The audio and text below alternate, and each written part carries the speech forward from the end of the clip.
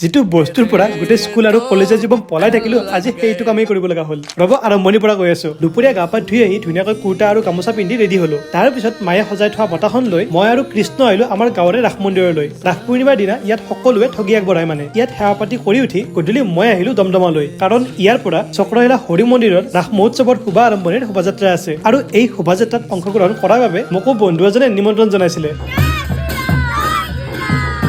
এনেকৈয়ে সকলোৱে নাম প্ৰসংগ ঢোলতাল বজাই শোভাযাত্ৰা কৰি চক্ৰশিলা হৰি মন্দিৰ আহি পালো। লগতে চক্ৰশিলাৰ ৰাইজ আৰু উদযাপন কমিটিকো অশেষ ধন্যবাদ মোক ইমানখিনি মৰম আৰু সন্মান দিয়াৰ বাবে। পিছে ইমানবোৰ মানুহৰ আগত স্কুল কলেজত সদায় মাইকৰ পৰা পলাই ফুৰা ল'ৰাজনক দুআষাৰ ক'ব দিয়াতে মই মাইকত কি বকিলো ভগৱান আৰু ৰাইজে জানে। মূৰ্তি, পেণ্ডেল আৰু লাইটেৰে ধুনীয়াকৈ সজাই তোলাৰ লগতে ইয়াত এখন ডাঙৰ আনন্দ মেলাও আছে, য'ত নানা ধৰণৰ সামগ্ৰী আছে। ইয়াত 15 পৰা 25 নৱেম্বৰলৈকে চলিব ৰাস মহোৎসৱ। শেষত আপোনালোকৰ বাবে পাবলৈ সক্ষম হোৱা মৰম আৰু সন্মানখিনি বুকুত বান্ধি লৈ ঘৰমুৱা হলো।